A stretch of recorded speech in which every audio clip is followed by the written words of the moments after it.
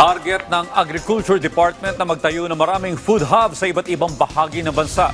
Bukod sa makatutulong ito sa mga magsasaka, patatatagin din ang supply at presyo ng pagkain. Si Vel Custodio sa detalye.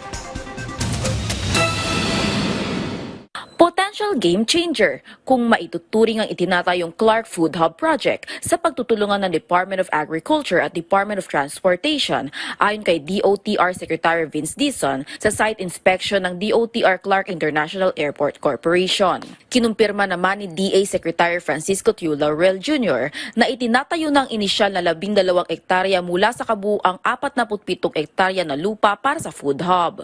Nauna nang inanunsyo ng DA sa press briefing noong Marso ang ilang mga major projects ng kagawaran kung saan kabilang dito ang food hubs.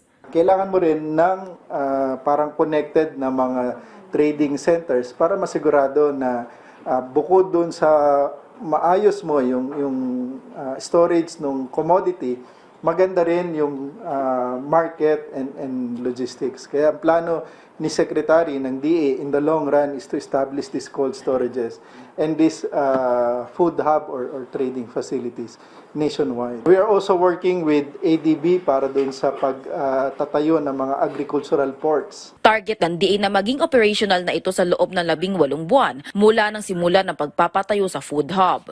Bukod sa Clark, pinag-aaralan din ng Department of Agriculture ang pagpapatayo ng food hub sa iba't ibang panig ng bansa upang mapalakas ang produksyon ng mga sakahan, patatagin ang supply at presyo ng pagkain, itaas ang kita ng mga magsasaka at lumikha ng trabaho at pamumuhunan. Ang naturang proyekto ay hakbang para sa modernisadong food value chain. Bukod dito, patuloy naman ang pagpapatayo ng DA ng cold storage facilities, post-harvest facilities at irrigation system. All these agri-infrastructures na medyo hindi napondohan nung mga nakalipas sa panahon. So ngayon, nakikita natin na napopondohan, paunti-unti, in the long run, ito yung makakatulong. Alinsunod na pagtutulungan ng DA at DOTR sa direktiba ni Pangulong Ferdinand R. Marcos Jr. na whole of government approach para sa food security batay sa Philippine Development Plan ng administrasyon. Vel Custodio para sa Pambansang TV sa Bagong Pilipinas.